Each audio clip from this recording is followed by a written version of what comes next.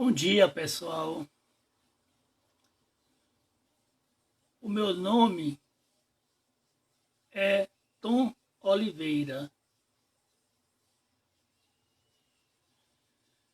e estou aqui para termos uma conversa sobre um elemento fundamental da origem do nosso sofrimento, que é a nossa forma de pensar.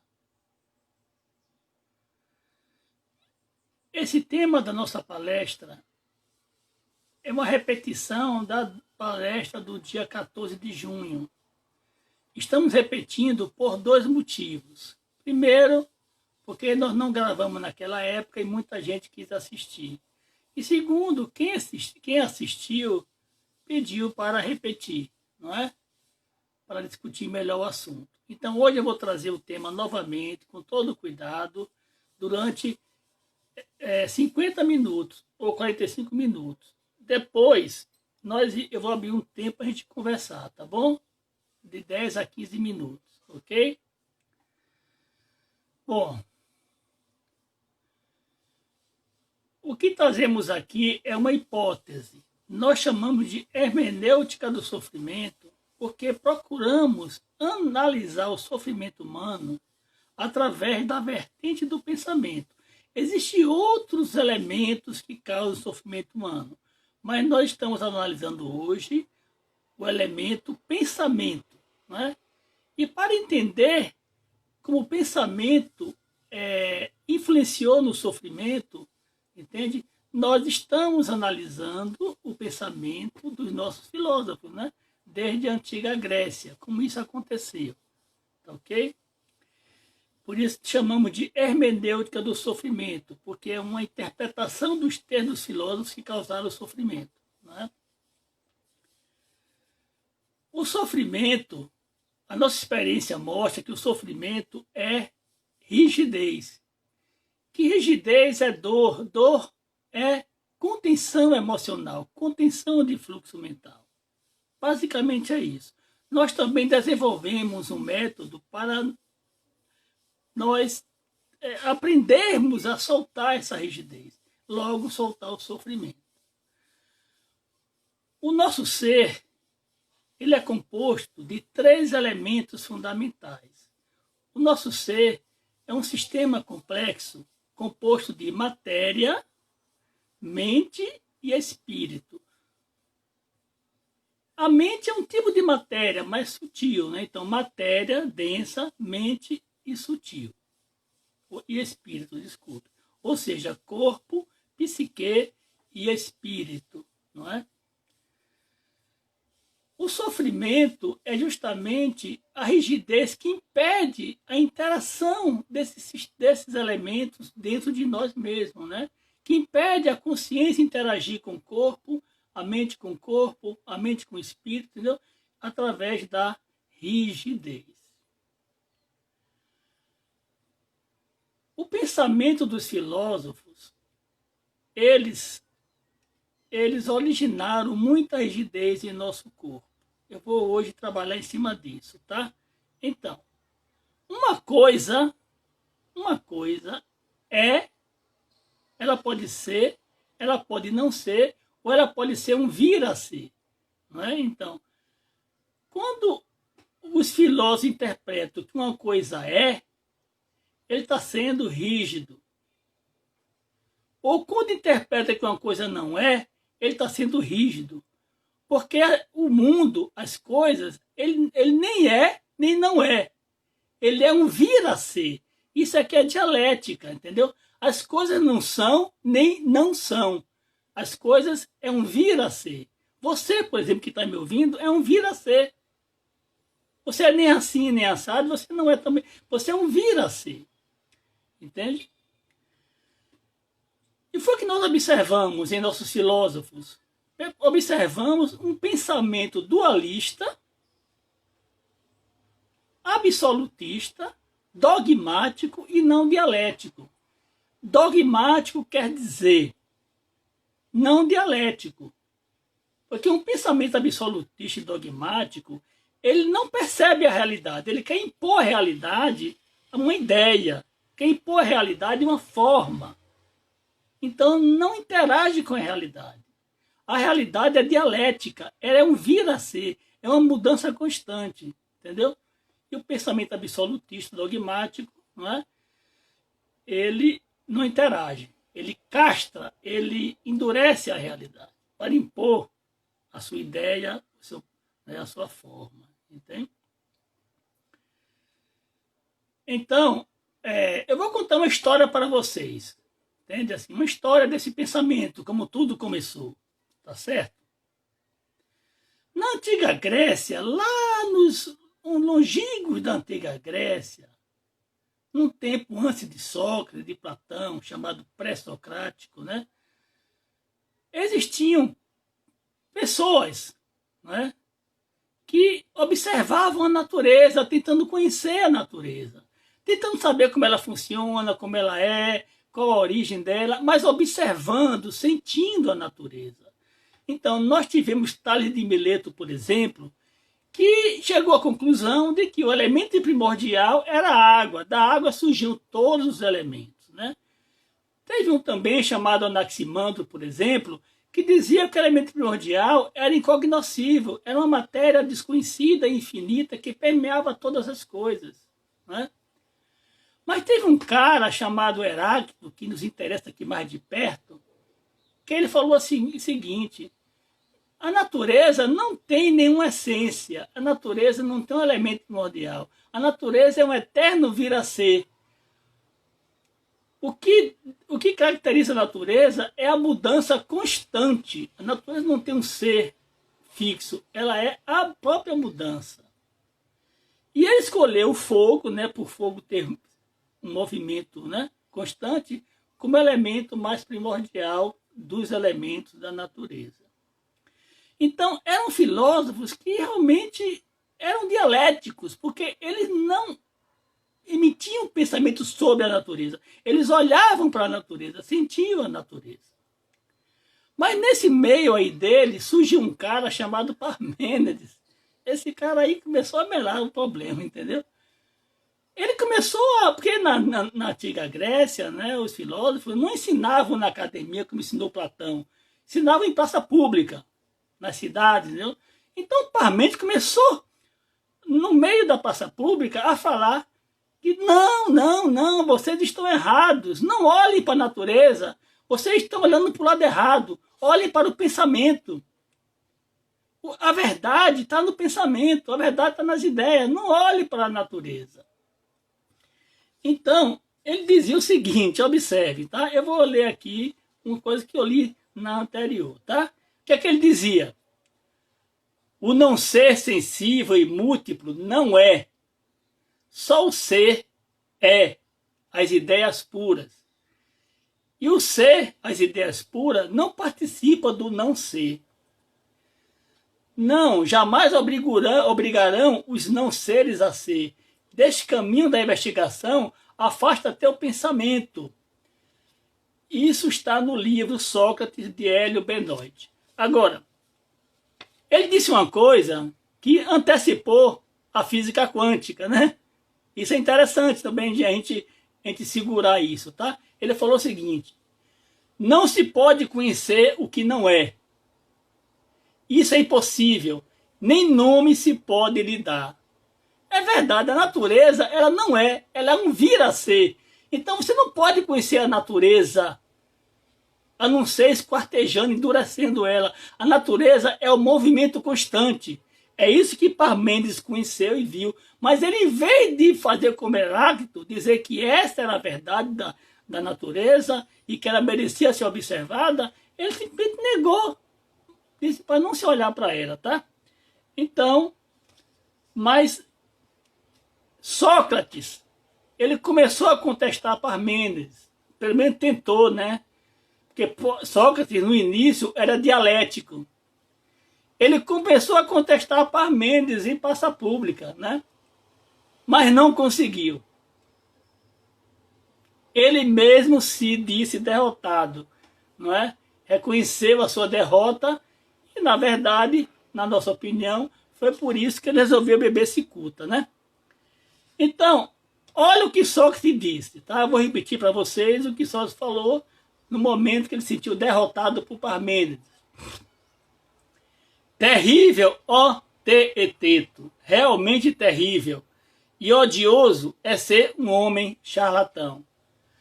É lamentável para mim reconhecer a minha verdadeira charlatanice. Como, com efeito, servisse de outra palavra para um homem que estica em todos os sentidos os seus argumentos e é tão incapaz de nenhuma prova o convencer. Então, Sócrates desistiu. Por que ele desistiu? Porque ele não percebeu que a realidade era dinâmica, que Parmênides tinha razão em um ponto, mas estava errado em mandar se desviar da realidade para as ideias, entendeu? Então, Sócrates não conseguiu argumentar o que hoje a ciência, a física quântica argumenta. Tudo é mudança, tudo é movimento, né? Bom, com a derrota de Sócrates, como ele teve um discípulo chamado Platão, aí Platão deu um golpe de misericórdia na dialética da antiga Grécia, né? Platão pegou a filosofia, levou para dentro de um liceu, né? Então, de uma academia, né? Chamava academia. Então, Platão aí comprou a ideia de Parmênides, né? E desenvolveu aquele mito da caverna, né? O mito da caverna nada mais é do que a doutrina platônica do conhecimento, em que, nessa doutrina, ele nega que os sentidos possam revelar algum conhecimento e aprofunda a ideia de que nós temos que abandonar o mundo e os sentidos e a sensação a favor das ideias puras do pensamento, né? Então, eu vou ler aqui um trecho de Platão, de Fédon, né? Fédon. Olha o que ele falou. Ora, na companhia do corpo não se pode adquirir conhecimento verdadeiro. Do que quer que seja. Ao que parece, enquanto vivermos, a única maneira de ficarmos mais perto do pensamento verdadeiro é abstermos-nos o mais possível da companhia do corpo e de qualquer comunicação com ele. Puros, assim, e livres da insanidade do corpo, é nisso que consiste a verdade, pois não é permitido ao impuro, quer dizer, o corpo, entrar em contato com o puro, quer dizer, as ideias do pensamento puro. Observe que depois dos pré-socráticos, a partir de Parmênides, começa a haver um movimento no pensamento humano de sair da matéria, de sair dos sentidos, negar o corpo, condenar o corpo, entende? A favor do pensamento puro, né? Mas a Grécia não ficou aí. Platão teve um discípulo chamado Aristóteles, né, que fundou o Liceu, que tentou contrariar o mestre. Ele tentou negar o mestre e disse não, a verdade está na sensação, a verdade está nos sentidos. Então, ele modificou a vara toda para o outro lado, puxou tudo para o outro lado, né? E, ao fazer isso, ele disse que a verdade só pode ser encontrada pelos sentidos, né? Então, Aristóteles começou a dar o pontapé inicial para a construção da ciência empírica, né? Positivista. Só que o que é que ele fez? Não é? Eu estou aqui buscando o ponto de contribuição de cada filósofo para a rigidez humana, tá? Que é a origem do sofrimento, compreende? Então, foi o que ele fez. Ele pegou, construiu uma forma, a partir da lógica de Parmênides, ele construiu uma lógica do pensamento para você interagir com a realidade. Ele criou um pensamento lógico e empírico. Ou seja, ele amarrou a mente, né, criando o que nós chamamos hoje de razão instrumental, né? A razão instrumental, dada início por Aristóteles, não é? Baseada nos 3 princípios da lógica, o princípio da não contradição, o princípio do terceiro incluído e o princípio da identidade visavam controlar a natureza, classificar. Então, o pensamento aristotélico se desenvolveu no sentido de observar a natureza, classificar, ordenar, controlar, dominar e possuir. Então você vê que é um pensamento voltado para a dominação, entendeu? Estude Aristóteles com calma, com perseverança, que vocês vão ver isso, né? Então Aristóteles aí, então a Grécia Antiga tem coisas muito boas, tá? Eu estou pegando aqui o viés do sofrimento, o elemento fundamental que para nós causou o sofrimento. Então, tivemos o idealismo e o racionalismo, né? Idealismo platônico e o racionalismo aristotélico, rígido, né? Bom, mas aí a Grécia tentou expandir isso para o mundo inteiro. A Grécia criou o helenismo. O mundo estava em guerra, né? Em transformação. Então, a filosofia antiga grega decaiu e os gregos tentaram, né, através de Alexandre Magno, disseminar o pensamento grego no mundo, que se chamou helenismo. Mas também fracassou, porque só tinha dois caras bons, que era Epicuro, não é? Através do epicurismo e o estoicismo, né? Que eram filosofias moralistas.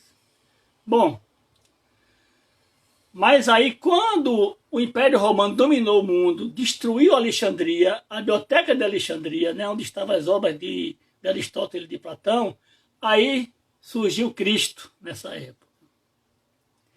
O evento mais importante em termos de filosofia, de pensamento humano, nessa época, foi o cristianismo. Agora, entenda uma coisa, quando nós falamos cristianismo, não falamos aqui dos evangelhos de Cristo, não falamos de Cristo, falamos de paulinismo, quer dizer, o cristianismo foi a morte de Cristo. O cristianismo foi a morte do pensamento de Cristo. Então, o cristianismo,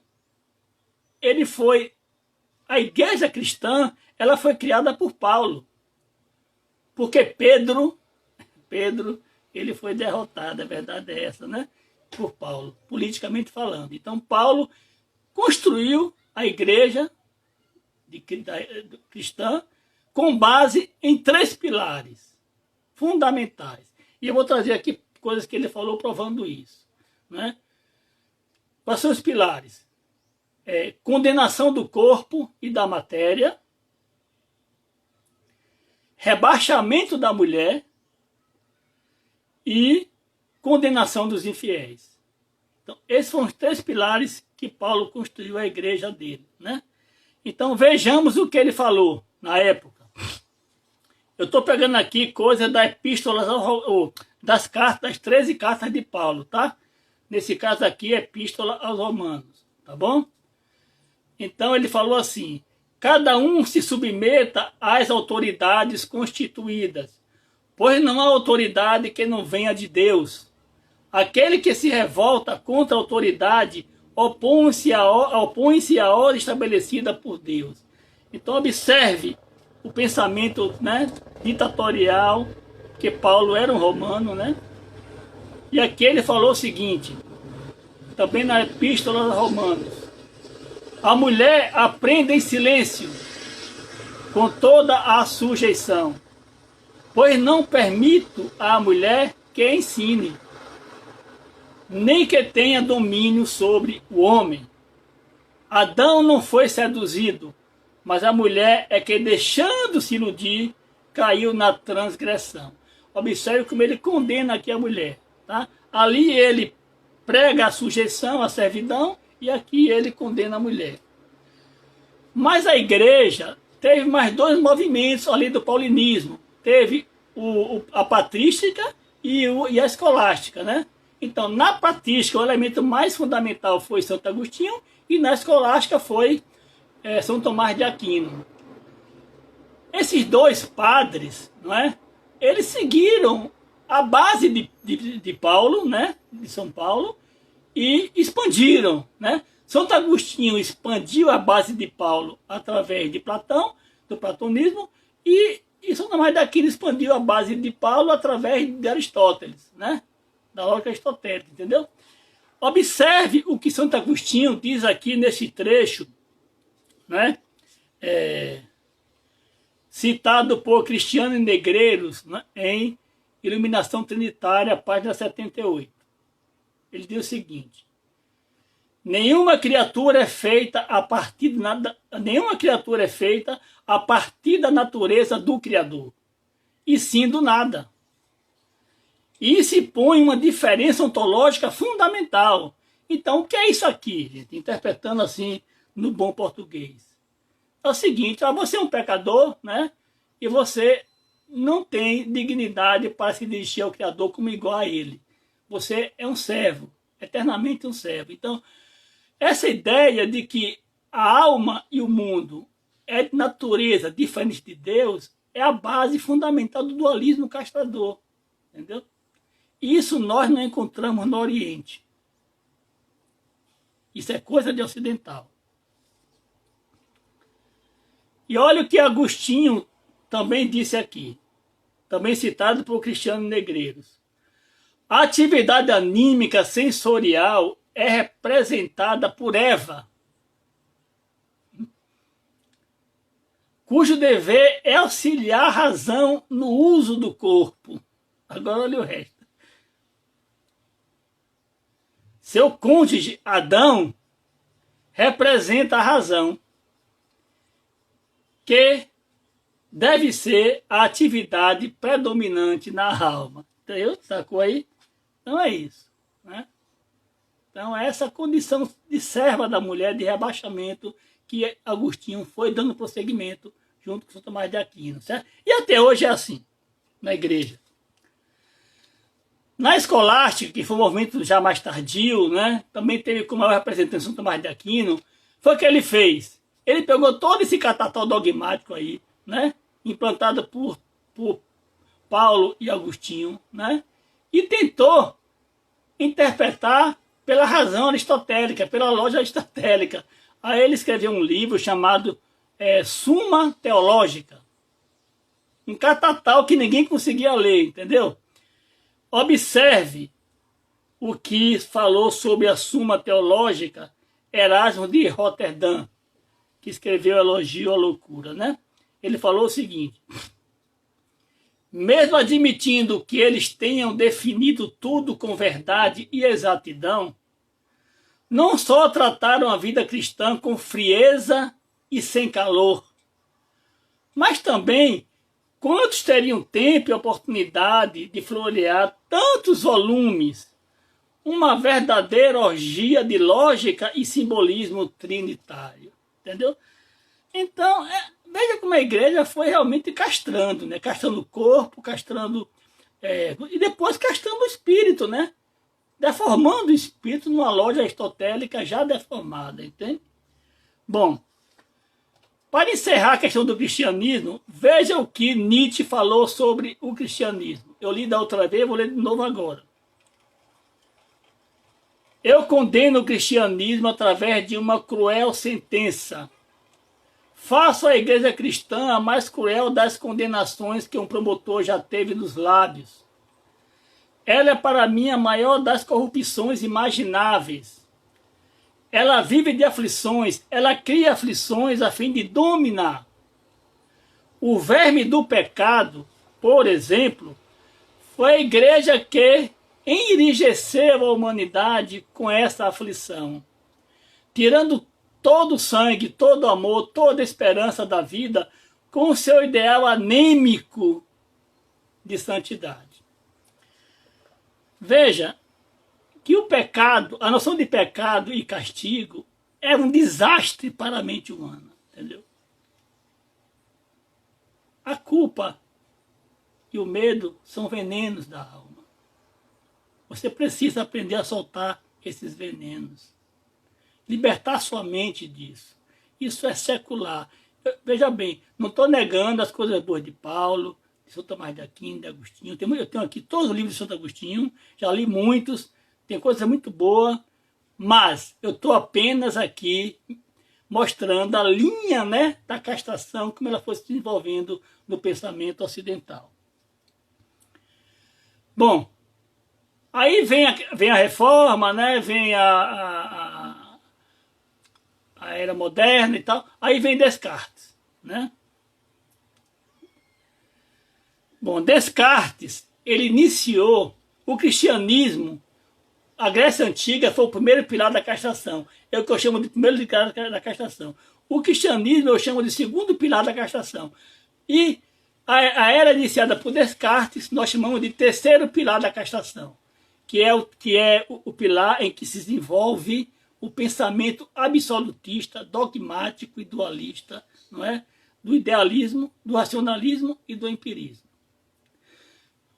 O racionalismo, o idealismo e o empirismo são pensamentos dogmáticos, né, que congelam a realidade. Entende? Então, Descartes, ele desenvolveu o racionalismo dogmático. Negou os sentidos, né, e desenvolveu uma metafísica profunda de você abandonar o sentido, abandonar o corpo e desenvolver um conhecimento puro através das ideias, né, copiando um pouco Platão, ok? Descartes, ele tem uma metafísica muito interessante, né? Ele tem uma metafísica muito bem desenvolvida, próxima da oriental. E eu gosto muito da metafísica de Descartes. Mas a metafísica de Descartes não foi valorizada pelos filósofos depois, e sim o seu racionalismo mecanicista. Então, olhe bem o que ele dizia. Descartes, ele desespiritualizou a natureza e mecanizou a natureza. Ele não negou, ele mecanizou, entende? Logo mecanizou o corpo, né? Então, ele dizia assim, em Princípios, né? No seu livro Princípios. O mundo é feito de matéria à maneira de uma máquina. Eu vou repetir, tá? Vai ficar bem gravado isso em você, porque Descartes é um pilar do pensamento humano moderno. O mundo é feito de matéria à maneira de uma máquina. O corpo possui em si mesmo os princípios necessários ao seu funcionamento e à sua manutenção. E, contrariamente à opinião tradicional, não é a alma que anima o corpo. Veja, o corpo inteiro deve ser considerado como uma máquina, construído para funcionar unicamente pela disposição dos órgãos como uma máquina. Gente, isso é uma bomba, entendeu? É uma bomba dentro da gente, né? Você nega toda essa correlação, corpo, mente, espírito, né? Nega toda a nossa integral natureza, né? Mas, enfim, o cara foi um gênio, né? Ele desenvolveu uma metafísica muito boa. Eu volto a frisar, eu estou aqui pegando as partes, né, que temos que abandonar, certo? Bom, aí vem um cara chamado Descartes, foi racionalista. Vem um cara chamado Hume, né? Depois de Locke, né? Em que ele foi um empirista. Então ele combateu a razão, o racionalismo, dizendo que todo conhecimento vem da sensação, do contato com o objeto material, né? Mas Hume, ele se tornou um agnóstico. O problema dele foi esse. Ele negou qualquer possibilidade de a razão participar na construção do conhecimento. É isso que eu chamo de pensamento absolutista dogmático, né? O cara sai de um ponto a outro negando todo o resto, tá compreendendo? Então, Hume foi importante, porque ele puxou novamente, né, a consciência para a matéria, para a sensação, mas de maneira dogmática, né? E aí cria sempre o quê? O dualismo, cria sempre o quê? O conflito polarizado, não dialético. Aí, bom, aí veio o gênio de Kant, o grande gênio de Kant.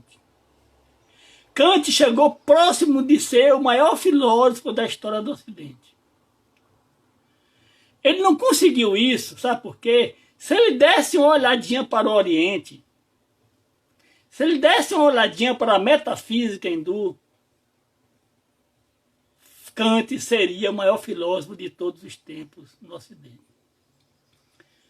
Mas ele também, né, não conseguiu perceber tudo. Então, Kant desenvolveu bem essa questão dogmática da razão, né? Quer dizer, estude a crítica da razão pura, a crítica da razão prática, né? Kant desenvolveu bem essa ideia de que a razão tem limites para adquirir conhecimento, a razão tem que se ater, não é, à experiência e tudo mais. Mas ele deu uma derrapada quando disse que a matéria em si não pode ser conhecida. Ele chamou de coisa em si. Quando Kant falou que a matéria em si não pode ser conhecida, ele tornou-se um agnóstico. Entende? A matéria atômica de Demócrito, que não pode ser conhecida porque não existe. A matéria é um fluir, é um vir a ser constante. Então, ele não percebeu isso, né, que a matéria em si é um fluxo constante de mudanças. Ao não perceber isso, ele precisou sentar-se comodamente na poltrona dele e dizer que a matéria não pode ser conhecida. Entendeu? Só que isso abriu um portal para o idealismo absoluto. Então, depois de Kant, a filosofia recuou, através de Schiller, de Fichte, até Hegel, para um idealismo absoluto. Entende? Ou seja, em vez de avançar para pesquisar a possibilidade de conhecer a matéria em si, né, recuou-se para o pensamento. Até Hegel. Aí Hegel diz que o conhecimento verdadeiro é o pensamento puro, né, sem a matéria, entendeu? Então, veja, aqui, vou ler um trechozinho de Hegel. Eu escolhi trechos bem pequenos para poder dar tempo de fazer isso. O pensamento é o verdadeiro princípio universal, tanto da existência intelectual como da existência material. Então, Hegel desenvolveu o conhecimento de Deus, sabe de que forma? Através de um conceito. Então, Deus passou a ser nada mais de um conceito. Tudo passou a ser conceito, entendeu o problema? E conceito e realidade são coisas totalmente diferentes. Conceito é fixo, é absoluto, é dogmático. Realidade é dinâmica, em movimento constante, em mudança constante. Entendeu o problema que foi chegando? Aí chegou-se nesse beco sem saída chamado fenomenologia do espírito de Hegel. Bom, aí o pensamento dogmático chegou no seu limite maior. Hegel construiu a filosofia mais acabada do pensamento absolutista. Bom, nessa hora, o pensamento ocidental sofreu várias pancadas, várias críticas fortes. Antes tinha tido Spinoza, né? Antes de Hegel, Spinoza bateu forte também no racionalismo, com sua visão, né, de Deus imanente. Mas aí, depois de Hegel, veio Schopenhauer, que bateu forte nele, entendeu? Olha o que Schopenhauer disse. Preste bem atenção, eu peço que vocês acompanhem o pensamento para entender a nossa hipótese, tá certo? Hegel falou o seguinte, Schopenhauer falou o seguinte de Hegel. Eles viam brigando, viu?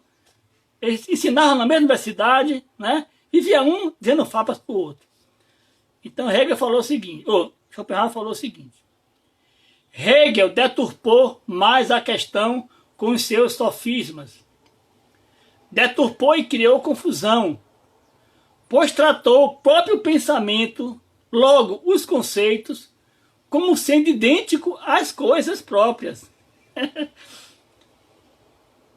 O pensamento abstrato, como tal, indiretamente, sendo idêntico ao que existe em si e objetivamente. A lógica, então, seria a verdadeira metafísica, a verdadeira ciência, entendeu? Então, ele mostra Schopenhauer no livro dele, né, que é um livro muito bom, Vontade e Representação, como Hegel deturpou toda a realidade, né, com as ideias dele, entendeu? Bom, Schopenhauer bateu forte neles. Depois tivemos Feuerbach, que também bateu forte. Tivemos Marx, Engels, né? Tivemos Bergson, Freud. Então esse pessoal todo ficou batendo nessa filosofia dogmática, conceitual, dualista e não dialética, entendeu? Mas olha, eu digo a vocês, tá? O que eu fui vendo é que causou uma pequena rachadura. A castração tá muito bem construída, cara, entendeu? Olha, você não sente mais seu corpo, você não sente mais sua vontade profunda, você não sente mais suas sensações profundas. Reconheçam isso. Você sente confusão. Você hoje só sente confusão por causa também disso, não é só por isso. Eu estou pegando um elemento. Então, essas porradas que esses caras deram, entendeu? Spinoza, Schopenhauer, Feuerbach, Marx, Engels, Nietzsche, tal, causou uma pequena rachadura. Marx traz uma visão correta do materialismo dialético, mostrando com Engels como a natureza... Marx, entendeu? Ele juntou a física quântica, né? Que a física quântica mostra isso, que a matéria é dinâmica, ela não é um vir a ser. E você não pode. Neurose é tentar congelar as coisas. Assim como a matéria é um vir a ser, o seu eu é um vir a ser. Suas questões é um vir a ser, sua vida é um vir a ser. Nada é na vida material. Tudo é um vir a ser, já dizia o Buda. Agora veja, mas aí, na verdade, quem venceu essa parada até o momento foi o positivismo empirista e racionalista. A ciência foi cada vez mais tornando-se racionalista, teórica, tecnicista. Não estou aqui condenando a técnica, eu estou com vocês aqui hoje conversando por causa da técnica, por causa da tecnologia. Mas uma coisa é você usar a tecnologia, outra coisa é a tecnologia dominar você. Então, essa ciência atual, ela é logoteórica tecnicista. Então, é o predomínio da técnica sobre o espírito, da técnica sobre a consciência. É isso que é a coisa grave. O Wolfgang Paul, um físico ganhador de prêmio Nobel, disse as seguintes palavras sobre isso, tá? A ideia fria e austera, que não propõe nenhuma interpretação, mas propõe uma renúncia ascética a qualquer outro alimento espiritual, a ideia de que o conhecimento objetivo é a única fonte de verdade, não podia acalmar a angústia inata do ser humano. Ao contrário, a exasperava. Ela pretendia com um golpe só extirpar uma tradição 100 vezes milenar assimilada à própria natureza humana. Isso foi citado por Feyerabend em Ciência Monstro. Feyerabend tem um livro chamado Ciência Monstro, que também faz uma crítica radical a tudo isso. Entendeu? Então, hoje a ciência tecnicista, dogmática, dualista, entendeu? Quer arrancar dentro de nós o espírito, quer negar o espírito, quer negar a religião, quer negar a revelação, entendeu? Isso é uma coisa grave, cara. Bom, eu vou ler aqui um trecho de Bergson que ajuda a clarear a questão, tá? Veja bem. Bergson disse isso no seu livro Energia Espiritual. É um livro muito bom, viu? Muito bom. Quem quiser ler. E ele também é também chamado Matéria e Memória, que é muito bom. Então, ver o que ele falou. O que teria acontecido se a ciência moderna, em vez de partir da matemática, para orientar-se na direção da mecânica, da física, da química? Veja bem, a matemática foi a primeira ciência, né? Você lembra da matemática de Pitágoras, né? Então, a matemática é uma metafísica, praticamente. É uma metafísica. Então, por isso que ele fala aqui, né? Em vez de partir da matemática para orientar-se na direção da mecânica, da física, da química, ele, em vez de fazer todos os seus esforços convergirem para o estudo da matéria, em vez disso, se ela tivesse começado pela investigação do espírito, se Kepler, Galileu, Newton, por exemplo, tivessem sido psicólogos, certamente teríamos tido uma psicologia da qual não podemos sequer ter uma ideia. Teríamos passado do espírito para a vida. A biologia seria vitalista, a qual teria ido buscar atrás das formas sensíveis da vida, a forma interior da qual elas são manifestação, que é o espírito, né? Sob essa força estamos cegos, justamente porque a nossa ciência do espírito ainda está na infância. E é justamente essa ciência do espírito que nosso trabalho está se voltando há 30 anos, né?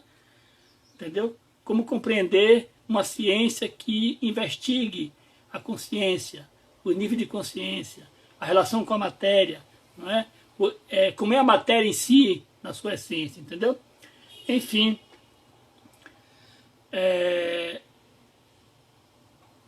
Bergson é um filósofo que foi relativamente esquecido, porque era muito bom, é muito bom. Bom, então, qual é a nossa hipótese? Veja bem, tudo que eu trago aqui são hipóteses, né? Eu não tô aqui, né? Qual é a nossa hipótese? Que esse movimento, lá na antiga Grécia, de saída do corpo e das sensações, de condenação do corpo, aprofundado pelo cristianismo de forma radical, né? Uma negação profunda, entende? Depois, expandida pelo racionalismo dogmático, pelo empirismo dogmático, pelo idealismo dogmático. Isso causou um abismo profundo entre mente e corpo, entre consciência e matéria, entre corpo e espírito, entre matéria e espírito. E a experiência, e nossa experiência mostra o quê? Que esse abismo não é um vazio de falta de contato, é um paredão, é um rochedo de castração. Freud chamou de rochedo de castração com toda a razão. Reich chamou de couraça muscular do caráter com toda a razão. Entende? E nós chamamos de rochedo do desfiladeiro do fantasma no corpo. Isso quer dizer o quê? É que você é invadido, entendeu? Nós somos invadidos por essa cultura que está em falência. Está em falência. Porque o ser humano está em crise. O ser humano está em crise. Eu vou ler aqui para vocês o que eu escrevi aqui rapidinho. O contexto do Covid-19. O Covid está tendo essa regalia toda, um bichinho frágil, por causa do ser humano estar em crise. Se o ser humano estivesse saudável, em conexão com a natureza, com seu espírito, né, esse Covid ia ser banido facilmente. Então, deixa eu ler aqui o contexto, né? Hipercapitalismo, hiperconsumo, hipercompetição. Esses três termos foram cunhados, né, no livro Ciência Mundo, né, de Lipovetsky, certo? Hipercapitalismo, hiperconsumo, hipercompetição. Profunda crise ambiental, falência de recursos do planeta, profundo desequilíbrio ecológico, grave crise política e humanitária, grave deficiência do sistema imunológico do ser humano, graves transtornos mentais e doenças mentais, aumento das doenças nervosas e depressivas. Então, é um ambiente propício, gente, a esse vírus. E, quiçá, ele não é fruto desse desequilíbrio. Se ele for fruto desse desequilíbrio, depois vem outro, gente. Nós temos que mudar. Nós temos que voltar a meditar, voltar a nossa consciência para dentro, né? Redescobrir nossa potência interior, revelar o espírito, né? E deixarmos de ser pangaré. Deixarmos de ser um jegue amarrado na cerca do outro. e tornarmos-nos um cavalo, uma égua poderosa, entendeu? Em vez de ser um jegue amarrado na cerca do outro. Frágil, carente, não é? É isso. Ok? Bom, eu tentei mostrar para vocês hoje aqui uma linha de pensamento que nós, por isso que eu chamei hermenêutica, por isso que nós chamamos hermenêutica do sofrimento, porque é uma compreensão de um elemento fundamental do sofrimento, que é o pensamento humano, e como ele se deu nos filósofos. Não estamos aqui negando a importância de cada um deles, mas mostrando, tirando as vísceras, mostrando que o que esses ó tiveram, que foram castrando o nosso corpo, a nossa mente e o nosso espírito. Nós temos uma aula grátis de meditação toda sexta-feira, 18h30, não é? Na qual vamos trabalhar justamente isso, né? A meditação do método sensível, quer dizer, a volta ao corpo pela respiração e pela sensação. Então, esses estudos deram no método, um método, né, de travessia, que chamamos de travessia pelo desfiladeiro do fantasma no corpo, ou seja, entrar em si mesmo pela sensação, né, pela respiração e soltar a dor, soltar a rigidez, soltar o sofrimento. Tá? E nessa meditação, estamos trabalhando a respiração profunda e depois dessas práticas serem aprendidas, a gente vai desenvolver lentamente, não é, essa hipótese do sofrimento como rigidez, do sofrimento como contenção, do sofrimento como visão dualista e não dialética da vida. Hoje a física moderna, a física quântica está mostrando, a natureza é dialética, a natureza é movimento, a natureza é mudança. Não se apegue, não se fixe, porque você está contra a natureza própria do seu corpo. Liberte-se e solte sua mente. Não se fixe em sofrimento, não se fixe nessas coisas. A natureza hoje mostra, entende? Heisenberg tem um livro muito bom, quem quiser ler, é Física e Filosofia, né? Mostrando claramente isso. Deixar de ser pangaré. VLN, pangaré, faltou o N aí. No meu interior, o jegue, ele ficava amarrado, calado, entendeu? E quem amarrava o jegue era o outro, né? Então... daí eu tirei essa metáfora, um jegue amarrado na cerca do outro. Pronto, agora eu vou abrir para a gente conversar, quem quiser fazer pergunta, comentário, tá bom?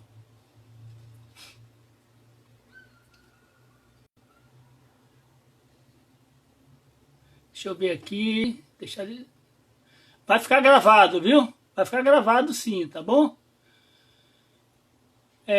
Quem é o autor de Energia do Espírito? Não...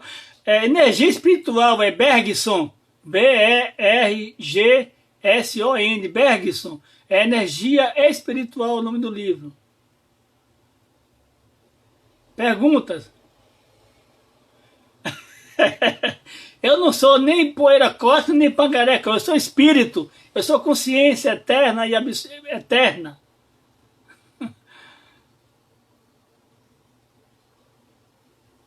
É isso.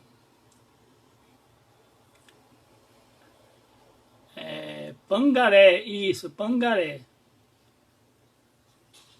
Bom, quem quiser participar das meditações de sexta-feira, 18h30, que vão desenvolver o método da travessia, da castração e a teoria da ciência do espírito, quem quiser participar, procura Priscila Sodré,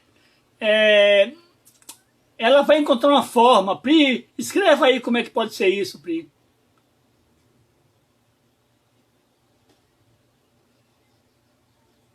Priscila, veja aí como é que as pessoas podem participar.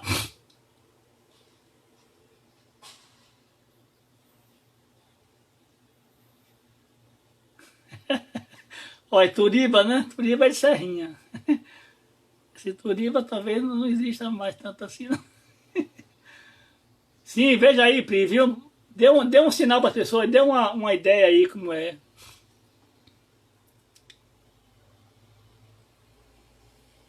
Pode comentar que eu vou aqui respondendo, tá? A dor que a pessoa sente quando vai tentando deixar de ser pangaré, quando vai tentando deixar de ser obediente, é dor que cura, é dor que salva, é dor que redime, é a verdadeira dor do espírito. Rumi foi um empirista agnóstico, né?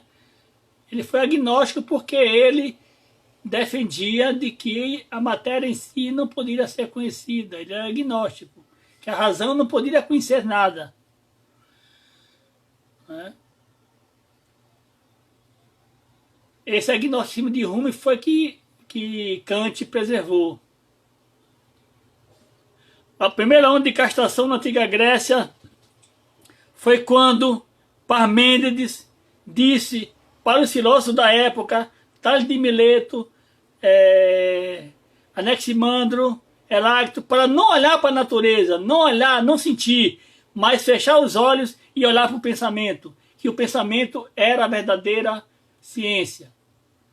Então, aí começa, aí é o primeiro passo em direção ao nó, que eu chamo de primeiro nó da castração. Seguido por Aristóteles, por Sócrates, por não ter tido conseguido convencer Parmênides, e por Platão e Aristóteles. Então, o primeiro nó da castração foi essa negação do corpo e dos sentidos, né? O segundo nó foi o cristianismo, o terceiro foi esse que nós citamos. E que vai redundar se não houver uma mudança no ciborgue, no ser humano máquina. Exatamente, a dor profunda que você sente no Hatha Yoga, essa dor da castração, essa dor do rochedo da castração, que todo praticante de yoga ou de qualquer outra técnica que entra em si mesmo vai sentir. Não tem como. Exatamente. Não tem como você atravessar em direção a si mesmo sem passar pela dor, porque dentro de nós tem um corpo esmagado, entenda isso, olha, dentro de nós tem um corpo esmagado, tem um corpo contido, tem um corpo reprimido, né? Lacan dizia que era um corpo despedaçado, e é verdade, a experiência mostra. A integração de mente, corpo e espírito só é possível pela respiração. A respiração, através da sensação, integra corpo, mente e espírito, com certeza, mas tem que atravessar o rochedo da castração, que dói bastante.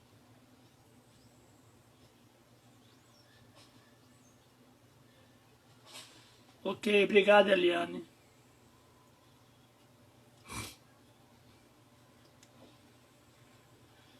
Eu quero dizer a vocês que esse esforço, né, nosso de fazer uma hermenêutica do pensamento da nossa filosofia é longa, viu? Tem anos, né? Tem mais de 20 anos que estão fazendo isso. Agora que estamos botando para fora, mas estamos pesquisando isso há mais de 20 anos.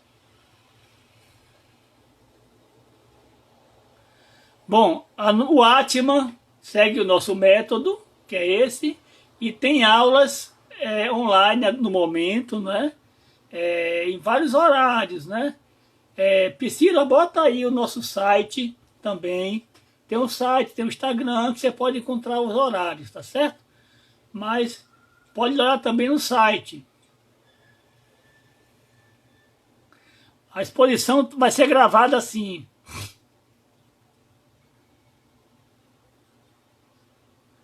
Exatamente. Sejam verdadeiros, não tenham medo. Olhe para dentro e vejam sua criança ferida, o seu eu esmagado, despedaçado, contraído. Entre em você, respire e vá soltando isso, vá soltando essa rigidez, que você vai entrando em direção ao espírito. Aí está o nosso site, lá você encontra os horários das aulas online. Por enquanto, né? Até voltar a ser presencial.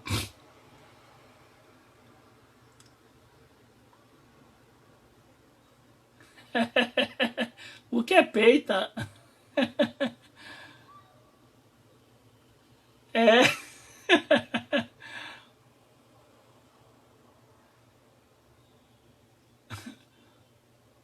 Vamos quebrar o muro. Eu diria assim, vamos respirar o muro.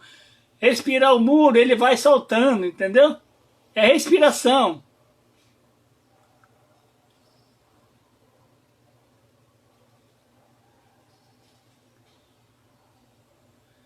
Ok, Eliane, obrigado também, viu? Estamos tentando, né, encontrar um caminho. Ok, Pio? Eu tô aqui para esperar. Ah, coisa cósmica. Mas a consciência, ela é eterna e absoluta, né? É melhor do que ser poeira. Bom, o método Sansara Yoga foi o método que foi resultado dessas pesquisas, né?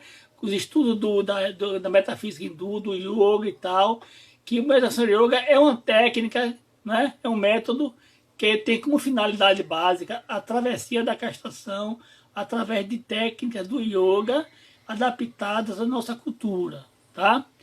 E o caminho, a via, é a via da sensação, através da respiração. Então você treina a sair do pensamento, não é? E para entrar na sensação. Entenda uma coisa, você só conhece pela sensação. Você não conhece pelo pensamento. O pensamento não tem função de conhecimento. O pensamento distorce o conhecimento. O pensamento deforma a realidade. É preciso você sentir para conhecer. É isso aí. Nós iremos trabalhar essa travessia, viu? Lentamente nas sextas-feiras. Por enquanto online, mais tarde presencial. Essa é a ideia. Estejam todos convidados. É dor pura sim, é isso mesmo. Dói bastante, mas é uma dor que nos fortalece. A travessia é uma dor que nos fortalece, que nos torna orgulhosos, né, de nós mesmos, entendeu? Então, é isso. Todos que atravessaram sentiram essa dor. Ok, Eliane? Tá ok. Ô Priscila, quando acabar, ele acaba por si mesmo ou eu tenho de acabar a live? Escreva aí, Priscila, eu tenho que encerrar eu ou ele acaba sozinho? Quando acaba sozinho eu gravo.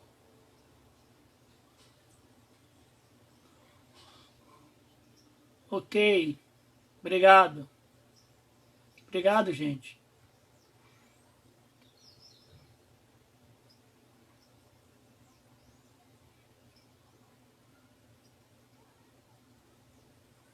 Obrigado, pessoal. Dor sem nome, exatamente. É dor sem nome. Exatamente isso. É isso.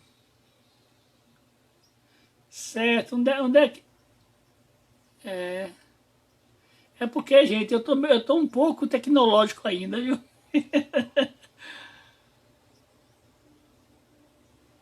Não, mas no final.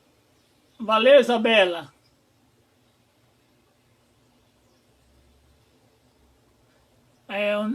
Eu aperto aonde aqui para encerrar, meu Deus? Ih, eu aperto aonde para encerrar? Pri, eu aperto onde para encerrar, Pri? Por favor, ajuda rápido.